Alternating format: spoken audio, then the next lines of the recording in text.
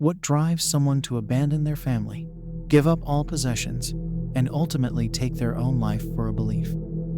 How does a failed music teacher become the leader of a UFO cult and organize the mass suicide of 39 people? It all began when a troubled man named Marshall Applewhite met a nurse named Bonnie Nettles. Together, they created a belief system that blended Christianity, UFOs, and doomsday prophecies. Applewhite, haunted by personal demons and rejected by society, found purpose as a spiritual leader. He convinced dozens to abandon their families and dedicate their lives to his teachings. As the group grew more isolated and paranoid, Applewhite's visions became darker. In the end, 39 people, including Applewhite himself, took their own lives, believing it was their ticket to eternal life among the stars. This is the dark and chilling story of Marshall Applewhite and Heaven's Gate. A troubled beginning. Marshall Herf Applewhite Jr. was the son of a Presbyterian minister and was born on May 17, 1931, in Spur, Texas. Applewhite became a devout Christian as a child, yet he had a difficult upbringing characterized by depression and anguish over who he was. Applewhite was a somewhat religious student at Austin College and Corpus Christi High School, where he was involved in a number of groups. In 1952, he completed his bachelor's degree in philosophy and then went to Union Presbyterian Seminary to study theology. He wanted to follow in his father's footsteps and become a minister. Applewhite, however, decided to abandon his studies in the seminary early on in order to focus on his music career. After being enlisted in the U.S. Army in 1954, Applewhite was stationed in both New Mexico and Austria while serving in the Army Signal Corps. He left the service in 1956 and went on to get a master's degree in music from the University of Colorado, where he concentrated on musical theater, fight depression and sexuality and homophobia. Despite his religious upbringing and educational achievements, Applewhite faced a constant battle with depression and emotional problems. These issues plagued him throughout his life, often leading to erratic behavior and strained relationships. As Applewhite grew older, he began to grapple with his sexuality. He realized he was homosexual, but in a society that was deeply unaccepting of same-sex relationships, he found himself frustrated and ashamed of his desires. When he revealed his sexuality to his father, he was met with rejection, further compounding his emotional struggles. Applewhite's early career showed promise. He taught at the University of Alabama and the University of St. Thomas in Houston, where he was regarded as an engaging speaker and a stylish dresser. However, his personal demons and sexual orientation led to a series of scandals and departures from these institutions. In 1970, citing depression and emotional problems, Applewhite resigned from the University of St. Thomas, his once promising career in shambles. Following his resignation, Applewhite's life took an even more dark turn. He briefly moved to New Mexico to operate a delicatessen, but returned to Texas in 1971. The death of his father that same year dealt a crushing blow to Applewhite's already fragile emotional state. As his debts mounted and his mental health deteriorated, Applewhite found himself borrowing money from friends and sinking deeper into despair. This troubled first half of life, marked by a struggle between his religious upbringing, sexuality, and inner turmoil, set the stage for the rest of Applewhite's life. A journey characterized by desperation and ultimately tragedy. A fateful friendship and developing beliefs. Searching for meaning, in 1972 Applewhite met Bonnie Nettles, a nurse interested in theosophy and biblical prophecy. The two became close friends and developed an intense spiritual connection. Applewhite and Nettles came to believe they had been chosen to fulfill biblical prophecies. They concluded they had been given higher-level minds than other people, and that they were the two witnesses described in the book of Revelation. Applewhite said they would be killed and then restored to life and, in view of others, transported onto a spaceship. This event, which they called the demonstration, would prove their divine authority. In 1974, to their dismay, the demonstration did not occur.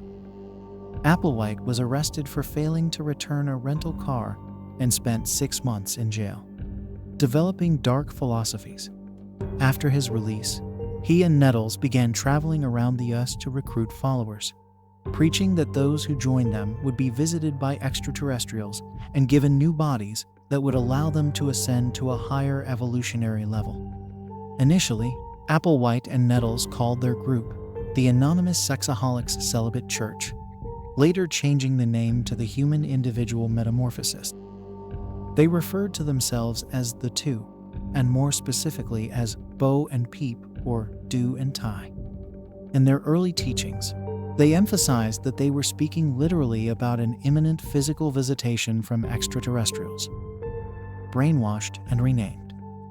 In 1975, Applewhite and Nettles persuaded a group of 20-30 people in Oregon to abandon their families and possessions and join their group. The leaders then took their small band of committed followers, whom they called their crew, on the road, camping out and living a nomadic lifestyle around the Westernus. Applewhite and Nettles demanded total devotion and obedience from their followers. They prohibited sex, drugs, alcohol, jewelry, and other worldly attachments. At first, members had to adopt biblical names and then later 2-syllable names ending in "adi." The group lived by a strict schedule and had to adhere to a dress code. Applewhite and Nettles controlled all aspects of their followers' lives, but were able to convince them that conformity was a choice. Many members seemed to enjoy the sense of discipline, purpose, and community. The leaders limited the group's contact with outsiders to prevent negative influences. In the late 1970s, the group, which usually numbered between 30-80 people, moved into houses in Denver and Dallas. They covered their windows and lived in increasing secrecy. Applewhite and Nettles became more paranoid, fearing assassination and outside conspiracies against them. Nettles' death and prophecies of doom. In 1983, Nettles had an eye surgically removed due to cancer, and she died 2 years later in 1985. Applewhite told their followers that Nettles had left her earthly body behind and ascended to the next level, a higher realm of existence. Her death left him deeply shaken and depressed. After losing his closest companion, Applewhite began to place more emphasis on a strict hierarchy within the group. He taught that he was the only way to salvation, and that members had to rely on him completely. He claimed that Nettles, whom he began calling the Father, was guiding him from the next level. Applewhite altered some of the group's theology after Nettles' death. Previously, he had taught that they would physically ascend to a spaceship, and that death caused reincarnation. But since Nettles' body had not physically changed, he revised his doctrine to say that the ascension was spiritual, not bodily, and that their souls would be transported to a spaceship to receive new bodies. Increasingly, Applewhite spoke of an imminent apocalyptic event, the recycling, when the earth would be spaded under and renewed. He claimed that beings from the next level would arrive in a spaceship to rescue his followers from this cataclysm, and that he would lead them to the vessel, trying to spread the message. By the late 1980s, the group, which now called itself Total Overcomers Anonymous, had shrunk to a couple dozen members. They kept a low profile, but in 1988, mailed a statement of their beliefs to various New Age organizations. In 1992, they resurfaced by broadcasting a satellite video series.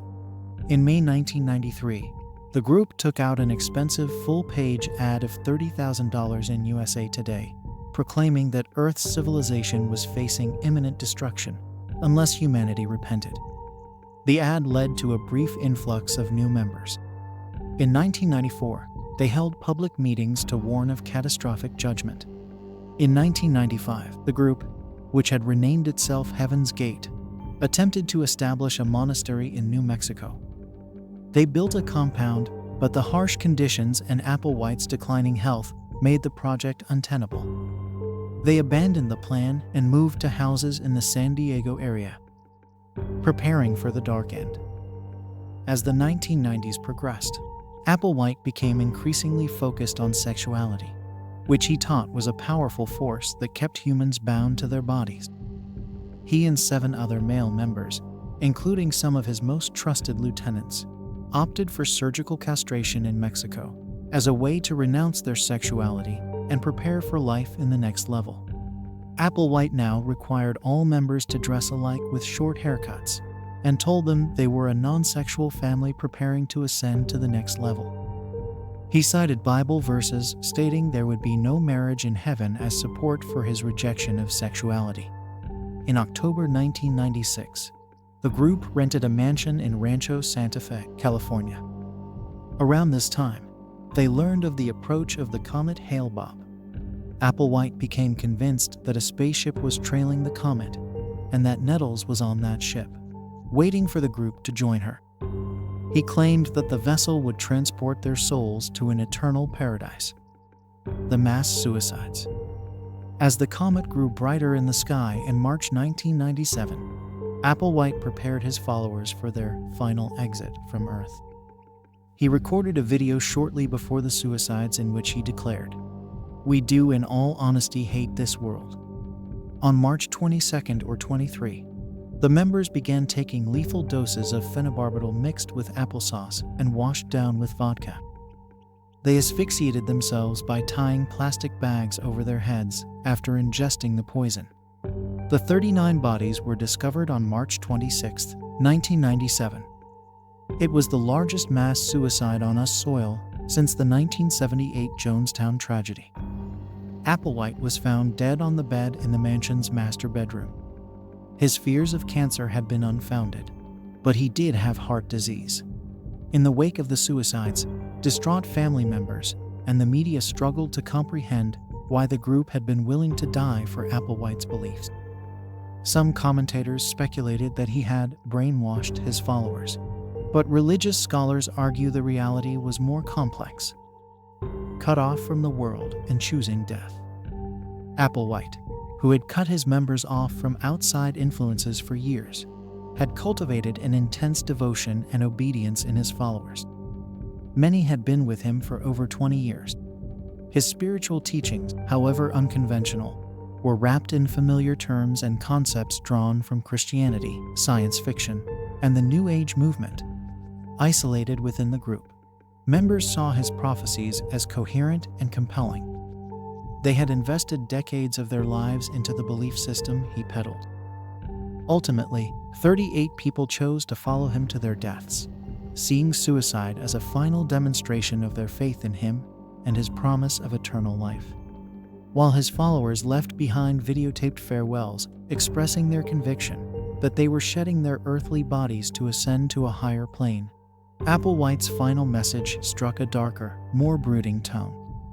He described their suicides as an escape from a corrupt world, reflecting his deep alienation from society.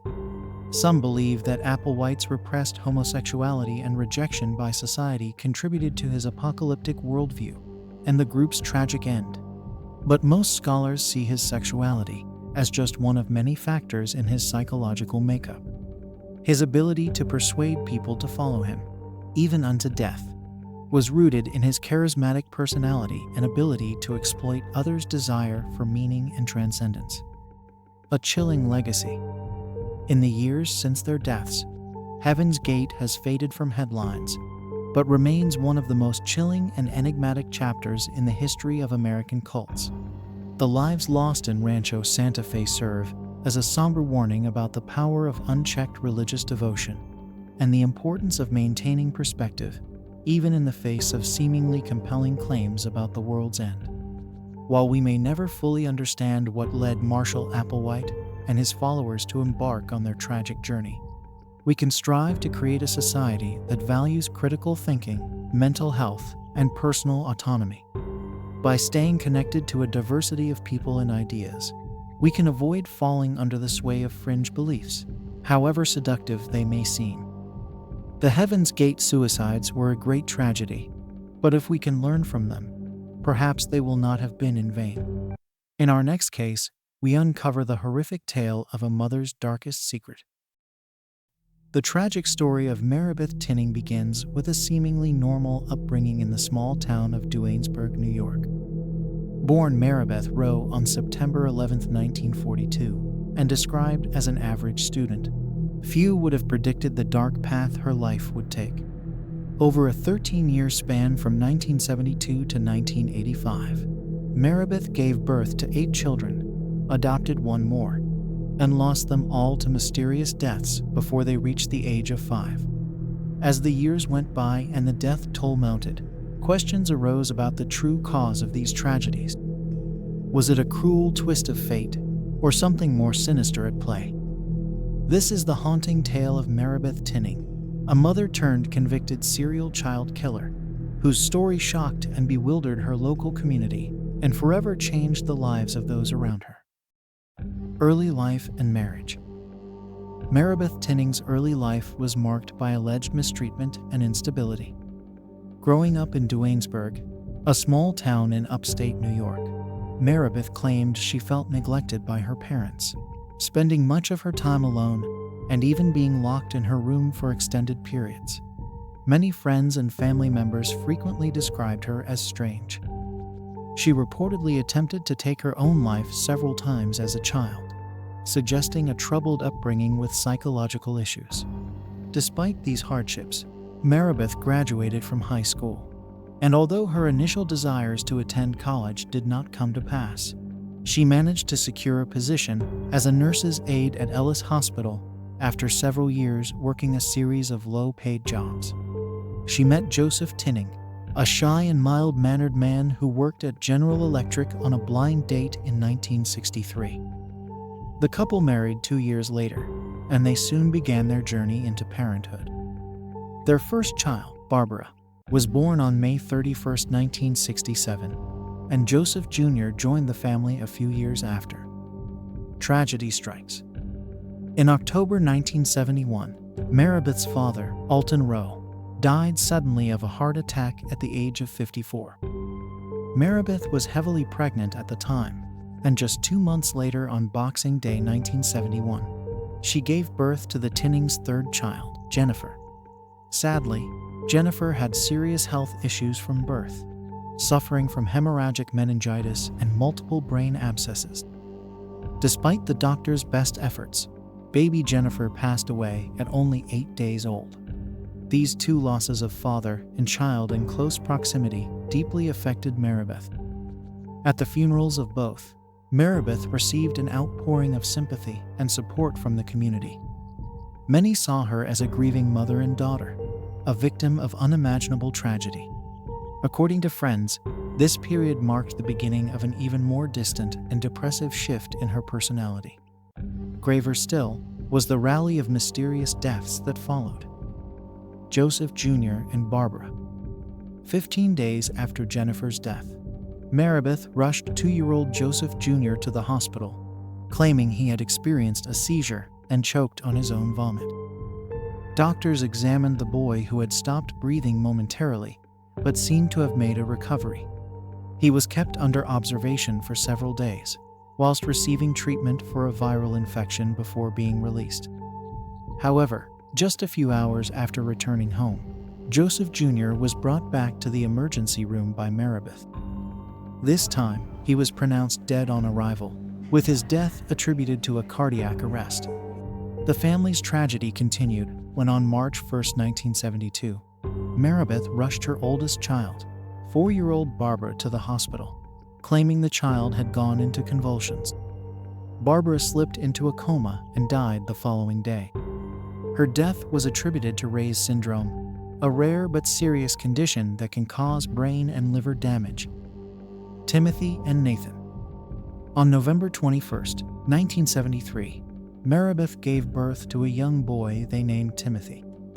However, less than 3 weeks later, Maribeth was back in the hospital, reportedly having found him lifeless in his crib. Despite efforts to revive him, Timothy was pronounced dead, with his death attributed to cot death syndrome, or what we know today as sudden infant death syndrome, or SIDS. The Tinnings' 5th child, Nathan, was born on March 30, 1975. He was hospitalized 3 weeks after birth for what appeared to be pneumonia, having been admitted with breathing difficulty and bleeding from his mouth and nose.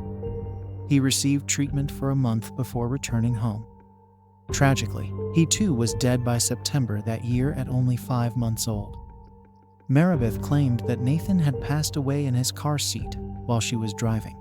His death was attributed to acute pulmonary edema, a condition where fluid accumulates in the lungs. Michael and Mary Frances. In August 1978, Maribeth and Joseph Tinning decided to adopt a baby boy named Michael, who became their 6th child. Prior to Michael's adoption, the Tinnings had lost 5 biological children under mysterious circumstances. Jennifer, Joseph Jr., Barbara, Timothy, and Nathan had all died between 1972 and 1975, with their causes of death attributed to various health conditions with little suspicion from healthcare professionals. Though peculiar, the fact that so many children in one family had died so young led many to suspect that some sort of genetic disorder was responsible. Just 2 months after adopting Michael, Maribeth Tinning gave birth to her 7th biological child, a girl they named Mary Frances. The close proximity of Michael's adoption and Mary Frances' birth meant that the Tinnings had 2 young children in their care during this time. Tragically, both Michael and Mary Frances would also die under suspicious circumstances. In January 1979, Maribeth rushed Mary Frances to the emergency room, claiming she was having a seizure.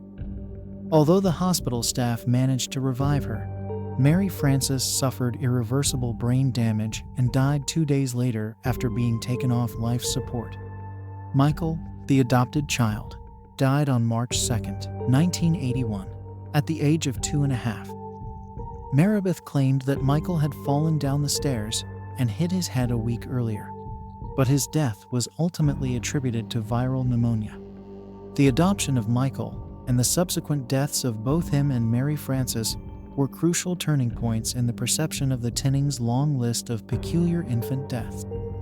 They challenged the assumption that these deaths were the result of a genetic condition, due to Michael being a non-biological son, and led authorities to more closely scrutinize Maribeth's role in the tragedies. Jonathan. The Tinnings' 8th child, Jonathan, was born in the fall of 1979. Sadly, he too met an untimely end, dying on March 24, 1980, at only 4 months old. Jonathan was kept on life support in Albany for 4 weeks before succumbing to his mysterious ailment. His cause of death was listed as undetermined.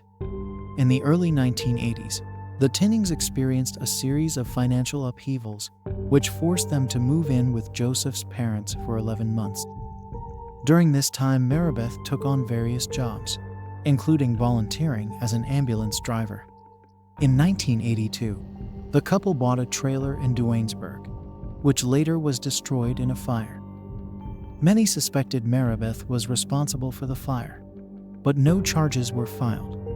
Throughout the deaths of their children, Joseph Tinning remained supportive of his wife. He never publicly accused her of wrongdoing and stood by her side, even as suspicions mounted. Tommy Lynn. On August 22, 1985, Tommy Lynn, the Tinnings' 9th and final child, was born. However, any expected happiness was short-lived. On December 20, 1985, Tommy Lynn died from asphyxia at the age of 4 months. This time, suspicions could no longer be ignored. The Schenectady Police Department and the New York State Police's Bureau of Criminal Investigation were called in to investigate Tommy Lynn's death. On the same day, the Tinnings were visited by Betsy Mannix from the Schenectady County Department of Social Services and Bob Imfeld from the Schenectady Police Department. As the investigation into Tommy Lynn's death progressed, authorities uncovered a disturbing pattern. Medical examiners and pathologists reviewed the autopsy reports of the other Tinning children and found that the causes of death for many of them were either undetermined or attributed to SIDS, despite the improbability of so many children in one family dying from the syndrome. Maribeth's confession and arrest. On February 4, 1986, Maribeth and Joseph Tinning were brought in separately for questioning by the Schenectady Police Department. During the interrogation, Maribeth confessed to smothering Tommy Lynn, as well as two of her other children, Timothy in 1973 and Nathan in 1975. She was arrested and charged with Tommy Lynn's murder, with her bail set at $100,000. Munchausen syndrome. Maribeth's confession sent shockwaves through the community. Many wondered how a mother could harm her own children, and how the deaths could have gone unnoticed for so long. Experts speculated that Maribeth suffered from Munchausen syndrome by proxy, a mental health condition where a caregiver fabricates or induces illness in a person under their care to gain attention and sympathy. Maribeth's behavior was consistent. They pointed to her history of seeking medical attention for her children and her apparent lack of emotion when they died. The sympathy and attention she received at the funerals of her children may have reinforced this behavior. Others speculated that she may have been suffering from postpartum depression. As the case against Maribeth Tinning progressed, prosecutors faced several challenges. While they suspected Maribeth was responsible for the deaths of all 9 of her children, proving it in court would be difficult. Many of the deaths had occurred years earlier and evidence was scarce. In the end, prosecutors decided to focus on the murder of Tommy Lynn, as it was the most recent and had the strongest evidence. They believed that a conviction in this case would provide justice for all of the Tinning children. Trial and conviction. Maribeth's trial began on June 22, 1987, in Schenectady County Court. The prosecution presented a compelling case, including Maribeth's confession and expert testimony from medical professionals who believed Tommy Lynn had been smothered. One key witness was Dr. Michael Baden, a renowned forensic pathologist who had examined Tommy Lynn's body. Dr. Baden testified that the infant had died from asphyxia due to smothering, and that her death was not consistent with SIDS. The defense, led by attorney Paul Callahan, argued that Maribeth's confession had been coerced, and that there was insufficient evidence to prove she had killed Tommy Lynn. They suggested that the Tinning children's deaths could be attributed to a rare genetic disorder or other natural causes. However, the prosecution countered these arguments by presenting evidence of Maribeth's suspicious behavior and inconsistent statements. They pointed out that she had refused to use a sleep apnea monitor for Tommy Lynn, despite her history of losing children to SIDS.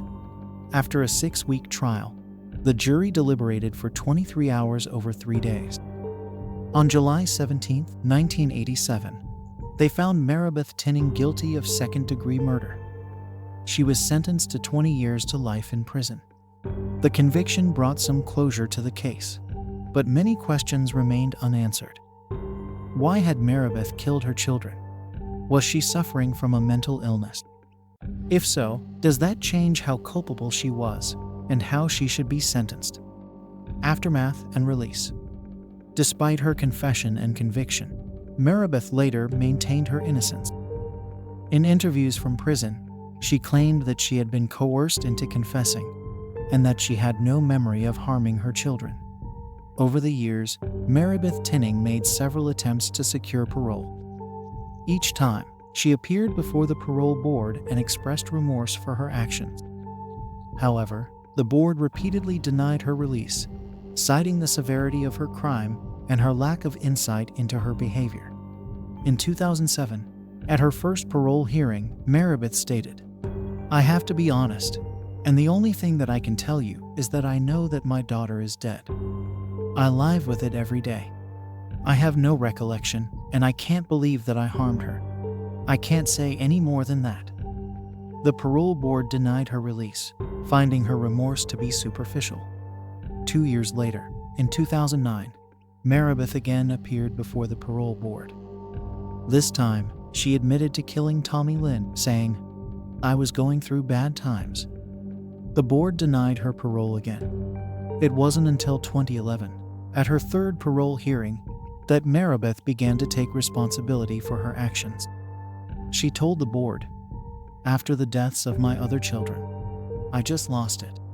I became a damaged, worthless piece of person, and when my daughter was young, and my state of mind at that time, I just believed that she was going to die also. So I just did it." Despite this admission, the board again denied her parole, citing her lack of remorse and insight. After more than 3 decades in prison, Maribeth Tinning was finally granted parole in July 2018, at the age of 75. The decision was met with mixed reactions from the public, with some believing that she had served her time and deserved a chance at freedom, while others felt that her crimes were too heinous to ever warrant release. In August 2018, Maribeth returned to Schenectady County, where she was expected to live with her husband, Joseph.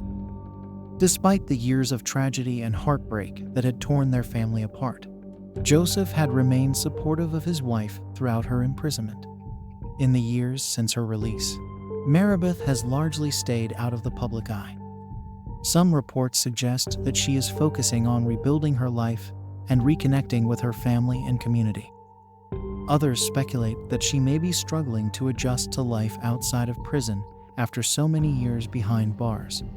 Regardless of her current circumstances, the legacy of Maribeth Tinning's crimes will likely continue to haunt her and those affected by her actions for years to come. The deaths of her 9 children remain a tragic and senseless loss, and the impact of her case on the fields of criminal justice, mental health, and child protection cannot be overstated. As a society, we must continue to grapple with the complex issues raised by cases like Maribeth Tinning's. We must strive to better understand the factors that can lead a mother to harm her own children, whether it be mental illness, trauma, or other social and psychological pressures. Only by confronting these difficult realities can we hope to prevent future tragedies and ensure the safety and well-being of all children. The Idaho Student Massacre. In the early morning hours of November 13, 2022, a horrific crime unfolded in the small college town of Moscow, Idaho. 4 University of Idaho students, Ethan Chapin, 20, Madison Mogen, 21, Zana Kernodle, 20, and Kaylee Gonkow, 21, were brutally stabbed to death in an off-campus residence where 3 of the victims lived. The senseless act of violence sent shockwaves through the tight-knit community, which hadn't seen a murder since 2015. As the investigation began, nobody expected that it would take several weeks before a suspect was identified and arrested, leaving the town and university on edge. A night out turns deadly. On the fateful Saturday evening of November 12th, the 4 friends were out enjoying themselves just like many other college students. Ethan Chapin and Zana Kernodle decided to attend a party at the Sigma Chi fraternity house on campus, arriving around 8 p.m. and staying for around an hour. Meanwhile, Madison Mogen and Kaylee Gonkow chose to spend their night at a popular local hangout called the Corner Club, getting there at about 10 p.m. As the night went on, Mogen and Gonkow found themselves feeling a bit hungry. They made their way to a well-known food truck in the area, the Grub Truck, at around 1:41 in the morning. Cameras captured the 2 friends having a good time, chatting and laughing as they waited for their food. It seemed like just another carefree night out for the 2 young women. With their late-night snacks in hand, Mogen and Gonkow left the food truck at about 1:51, catching a ride home from a private party. They finally arrived back at their off-campus residence at around 1:56. Chapin and Kernodle, who had left the fraternity party earlier, had already made it home around 10 minutes earlier. 2 other girls who shared the house with the 4 friends had also returned home that night, but separately from the others around 1 in the morning. All were unaware of the terrible events that would soon unfold. Unanswered calls and a late-night delivery. In the early morning hours, Kaylee Gonkow tried desperately to reach her ex-boyfriend, a fellow student at the university. Between 2:26 and 2:52, she made 7 calls to him, but each one went unanswered. It was as if she had something urgent to tell him, but he was nowhere to be found. Around the same time, Madison Mogen also attempted to contact the same person. She made 3 calls to him between 2:44 and 2:52. But just like Kaylee's attempts, her calls went unanswered. It seemed strange that both girls were trying to reach the same person at such an odd hour. As the night went on, a seemingly ordinary event occurred that would later become a crucial piece of the timeline. At around 4 a.m., a DoorDash delivery arrived at the house with an order specifically labeled for Zana Kernodle, a grim discovery.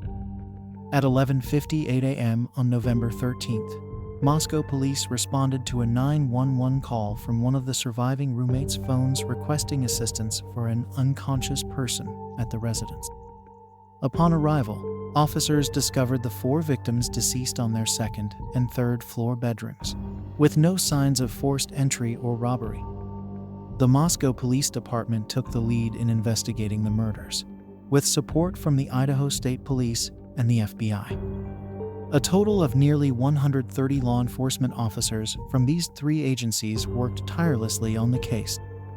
The bodies of the 4 victims were taken to Spokane, Washington, where autopsies were conducted. The coroner from Latah County reported that all the victims had been repeatedly stabbed, mostly in the chest and upper body, and likely with a large knife. The fatal wounds indicated the attacker's viciousness. Evidence of defensive hand wounds also suggested that at least one victim tried to fight back against their assailant, but the coroner believed the students were likely attacked as they slept in their beds, caught completely off guard by the killer. Despite the brutality of the crime, there were no signs of sexual assault on any of the victims. Although no murder weapon was found at the scene, investigators believed the killer or killers used a fixed-blade knife. The absence of the weapon added to the mystery surrounding the case, as police worked to uncover who was responsible for these horrific crimes and what their motive might have been. Friends summoned and a mysterious figure. The 911 call came several hours after a roommate had first seen the intruder and later on summoned friends to the residence. One of the surviving roommates told investigators she saw a figure clad in black clothing and a mask walking past her as she stood in a frozen shock phase. The man walked towards the back sliding glass door, and she locked herself in her room. This mysterious figure would become a key part of the investigation, but the delay in reporting the crime to the authorities did raise some concern. The identity of the 911 caller was not released, but police confirmed the caller was not considered a suspect. A community on edge. As news of the quadruple homicide spread, fear and uncertainty gripped the University of Idaho campus and surrounding community. Police initially assured the public that there was no ongoing threat, but later walked back that statement, urging increased vigilance. Many students chose to leave campus early for Thanksgiving break, while others who stayed were anxious and cautious. The university provided counseling services and increased security presence to help students and employees feel safer. Candlelight vigils were held on November 30th to honor the victims and bring the community together in grief. A lengthy investigation. In the weeks following the murders, Moscow police, Idaho State Police, and the FBI worked tirelessly to gather evidence and identify a suspect. Investigators collected video footage, conducted interviews, and followed up on hundreds of tips from the public. A key piece of evidence emerged when police asked for the public's help on December 7th in locating a white 2011 to 2013 Hyundai Elantra seen near the crime scene. Investigators eventually identified the vehicle as belonging to Brian Christopher Koberger, a 28-year-old criminology PhD student at nearby Washington State University. Suspect's troubled past. Brian Christopher Koberger, the suspect in the University of Idaho student murders, had a troubled past that slowly came to light as investigators dug deep into his background. Born in 1994 in Pennsylvania, Koberger's school life wasn't always smooth. Koberger was bullied in high school for being overweight, which may have contributed to self-esteem issues. He underwent weight loss surgery after high school and lost a significant amount of weight. According to a former friend who knew him in high school and early college, Koberger struggled with mental health issues though the nature of these issues was not disclosed. After graduating from high school, he became addicted to heroin, with his use described as extreme by the former friend. It is unclear how long his heroin addiction lasted, or if he sought treatment for it, but some claim once he started studying psychology, there was a dramatic shift in his focus and life direction. Old friends were in shock that the person they once knew was the prime suspect. At the time of the murders, Koberger was also working as a teaching assistant at Washington State, whilst pursuing his PhD, and his behavior had caused some alarm among faculty. The university received complaints about Koberger's conduct, which allegedly included aggressive and inappropriate interactions with a professor.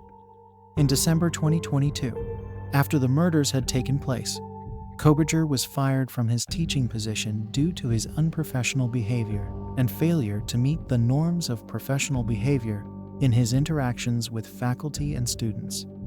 Cell phone data and DNA evidence. Investigators uncovered a crucial piece of evidence hidden in Brian Koberger's cell phone data. The records showed that Koberger's phone had mysteriously gone offline around 2:47 a.m. on the night of the murders in Pullman, Washington, only to resurface nearly 2 hours later at 4:48 a.m. near Blaine, a town situated along Highway 95 south of Moscow. This strange gap in connectivity raised suspicions, but it wasn't the only red flag. The data also revealed that Koberger's phone had pinged a cell tower near the victim's residence on at least 12 separate occasions before the tragic murders took place. It was as if he had been watching, studying, and planning his move. Determined to gather more evidence, police made a bold move on December 27th. They collected trash from outside Koberger's parents' home in Pennsylvania, hoping to find something that would link him to the crime scene. Their efforts paid off when DNA analysis matched a sample found on a knife sheath left behind at the scene of the murders. Armed with this damning evidence, authorities knew they had their man. In the early morning hours of December 30th, they descended upon Koberger's parents' home, ready to bring him into custody. The pieces of the puzzle were falling into place, and the net was closing in on the suspect who had managed to evade capture for so long. Arrest and legal proceedings. At the time of his arrest, authorities allegedly found Koberger in the kitchen of his parents' home, wearing surgical gloves and putting trash into separate Ziploc baggies. A knife, a pistol, a black face mask, and other evidence were also recovered during the search.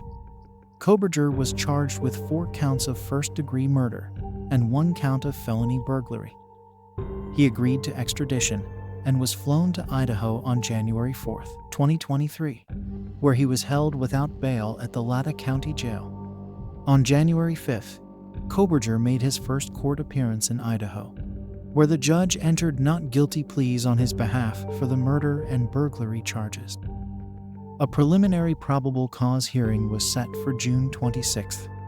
In May 2023, a grand jury indicted Koberger on the charges, and during his arraignment on May 22nd, he chose to stand silent when asked to enter a plea.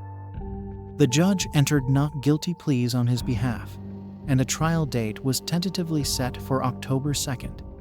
On June 26, 2023, prosecutors announced they would seek the death penalty against Koberger, citing the heinous nature of the crime and the aggravating circumstances of the first-degree murder charges. Community healing and remembrance. As the legal process continues, the University of Idaho and the Moscow community are focusing on healing and remembrance.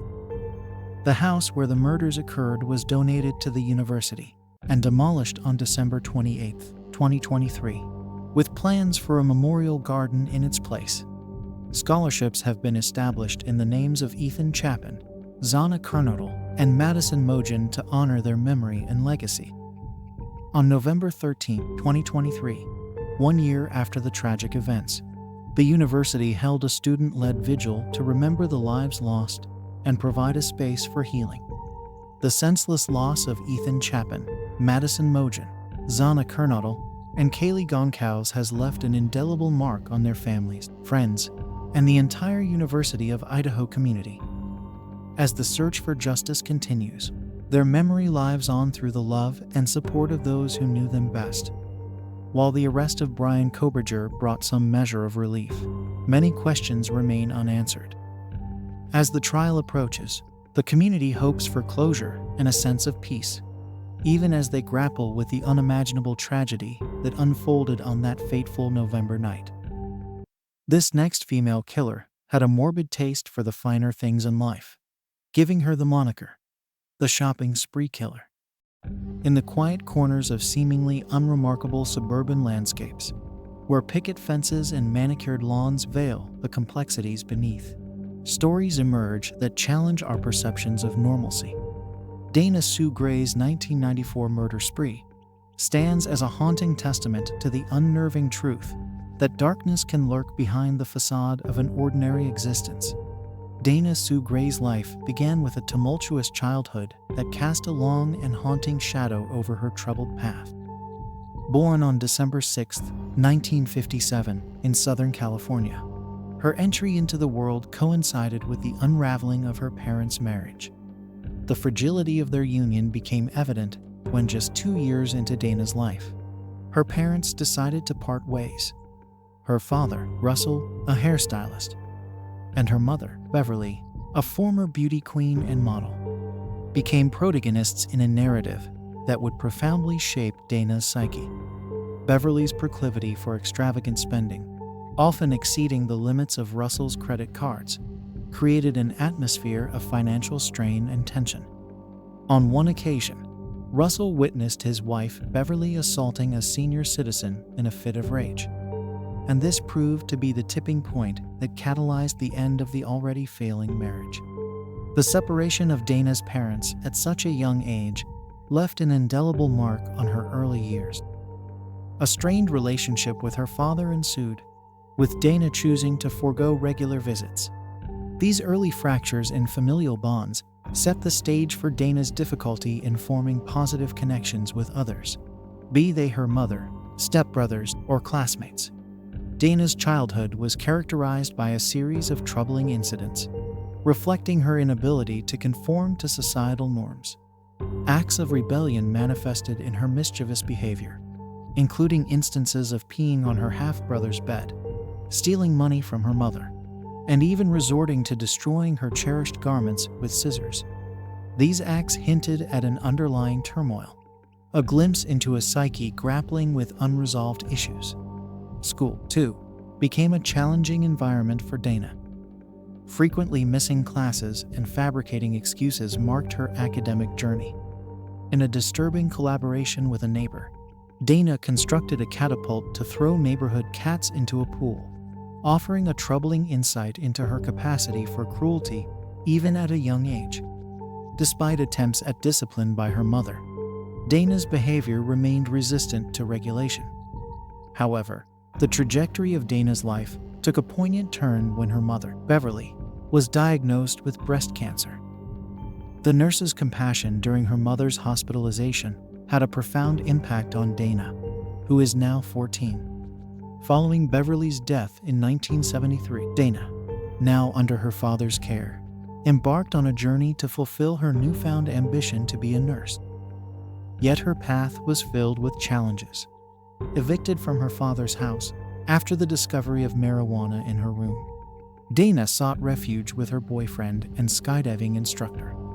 During this period, Dana faced the troubling complexities of relationships. On 2 occasions, she became pregnant and was coerced into terminations, decisions which she held significant resentment towards. Working as a waitress became a means to fund her nursing degree at Saddleback College, a pursuit she initiated after her high school graduation in 1976. Despite the challenges, Dana forged ahead into adulthood, and from the outside it seemed like life took an ostensibly positive turn when she married her long-running on and off boyfriend, Tom Gray, in 1987. The couple purchased a suburban home in Canyon Lake, California, and engaged in various adventurous pursuits, such as windsurfing, mountain biking, and skydiving. They started a number of successful business ventures, but the facade of stability crumbled as financial woes mounted. Dana's careless spending habits soon put the newlyweds in considerable debt. A miscarriage and Dana's extramarital affair with a fellow musician in Tom's band further strained their relationship. With her marriage disintegrating, Dana sought solace in substances, indulging in cocaine, marijuana, and excessive alcohol consumption. The turbulence she experienced manifested in a profound struggle with emotional regulation. The consequences of her actions were severe: bankruptcy in March 1992, and dismissal from her nursing position at Corona Community Hospital the following year due to the theft of prescription drugs, including Demerol. Desperation drove Dana to seek a meeting with her estranged husband Tom in February 1994, a plea that he wisely chose to decline, having kept his address and phone number hidden following their separation. It came to light later that Dana had secretly purchased an insurance policy which would have paid off the Canyon Lake house in the event of his death. A trifecta of job loss, spiraling substance abuse, and futile attempts to mend her fractured connection with her ex-husband set the stage for a nightmarish descent that stained the quietude of her Californian community. On Valentine's Day, 1994, Dana reportedly paid a visit to the apartment of Norma Davis, an 86-year-old woman from Canyon Lake, and a familial acquaintance of Dana who she had briefly lived with at a time. During the course of the visit, Norma was reportedly killed by Dana using 2 knives and a phone wire. Dana then proceeded to retrieve Norma's credit cards. Norma's corpse was found by a neighbor 2 days later. During their investigation, police discovered a Nike shoe print in the foyer, blood on a chair, a ripped-out phone cord, and no signs of forced entry. 2 weeks later, on the 28th of February, under the guise of borrowing a book, Dana went to the home of June Roberts, a 66-year-old woman, also from the Canyon Lake community.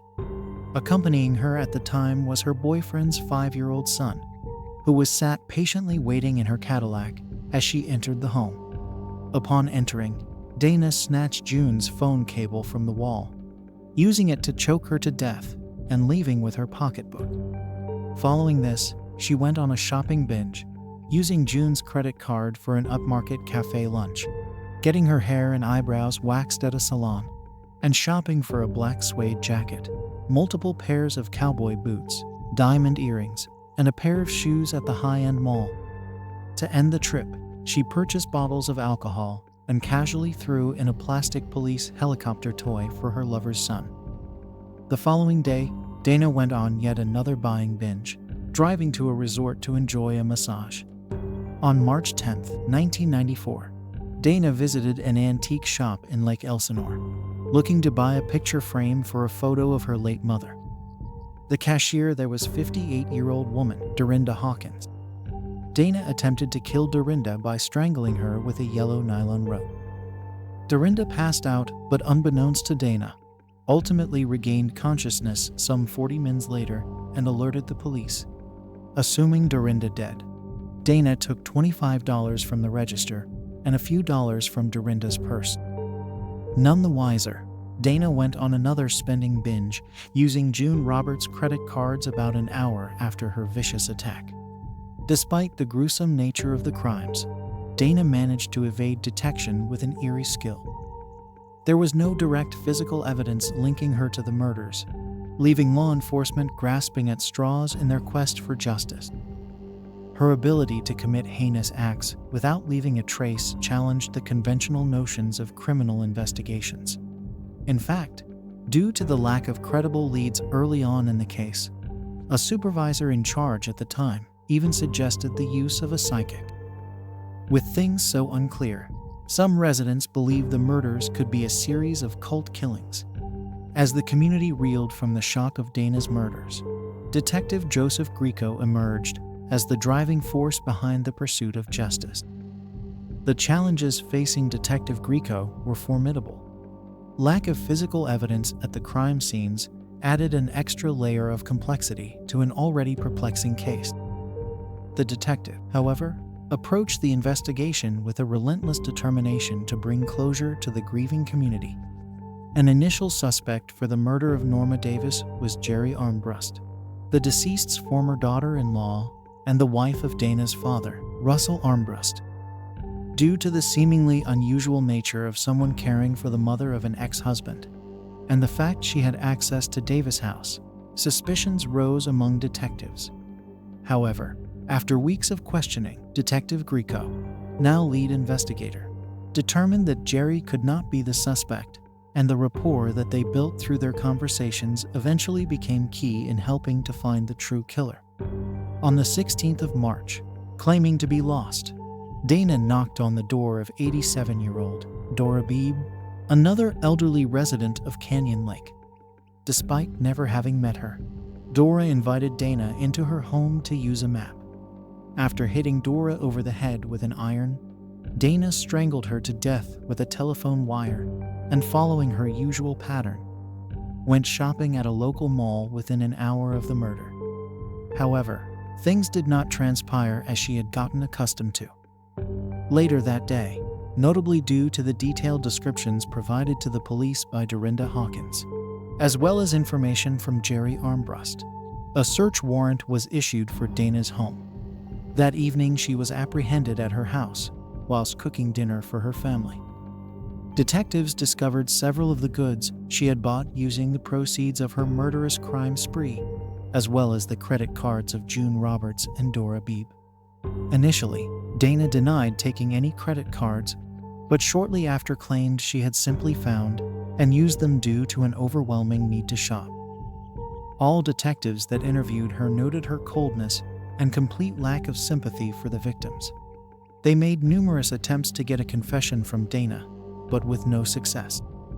It was only when greater circumstantial evidence began to develop and Dana was made aware that the deputy DA had requested the death penalty that she decided to plead insanity to her charges. As more witness evidence came forth, she eventually changed her plea to guilty of robbery, 2 counts of murder, and 1 attempted murder. On October 16, 1998, Dana Sue Gray was sentenced to life without the possibility of release, putting an end to over a month of terror in the community of Canyon Lake. Dana Sue Gray's life story is not just a chronicle of crimes, but a deep dive into the complexities of her psychological makeup. The cold brutality of Dana's murders stood in stark contrast to the casual nature of her subsequent shopping sprees, painting a surreal juxtaposition of the mundane and the malevolent. Yet, what made this spree even more unnerving was the methodical manner in which Dana executed her crimes. The murders were not impulsive acts or crimes of passion, commonly associated with female killers. They were part of a carefully planned sequence, seemingly driven by an insatiable desire for material possessions. This twisted combination of violence and consumerism painted a portrait of a murderer who seamlessly transitioned from grievous brutality to personal indulgence within moments. The peculiar way in which Dana's life mirrored that of her mother, from her excessive spending habits, broken marriages, multiple miscarriages, and violent tendencies, is also notable. But could this really be the full picture? The Canyon Lake community, while grateful for the capture of the perpetrator, continued to grapple with the aftermath. The wounds inflicted by Dana Sue Gray's murders ran deep, leaving scars that extended beyond the confines of the crime scenes. The aftermath showcased the fragility inherent in even seemingly secure and affluent neighborhoods, and the unsettling reality that such horrors could occur in their midst. The resilience of the Canyon Lake community became a central theme in this chilling tale. The fear that Dana's reign of terror had sparked had not broken the community's spirit. Rather, it had strengthened their resolve to face the evil that lay within. Neighbors leaned on each other for support, creating a network of strength that would prove crucial. Dana's eventual capture provided reprieve for the community, but it did not quell the questions. The motivations behind her crimes remained elusive, the selection of her targets perplexing, and the possibility of undiscovered crimes cast a shadow over the resolution. As the community sought to heal, the unanswered questions lingered, creating a haunting legacy that would forever be etched into the fabric of Canyon Lake's history. This was Agent Magpie. And remember, guys, be good. And if you can't be good, be careful.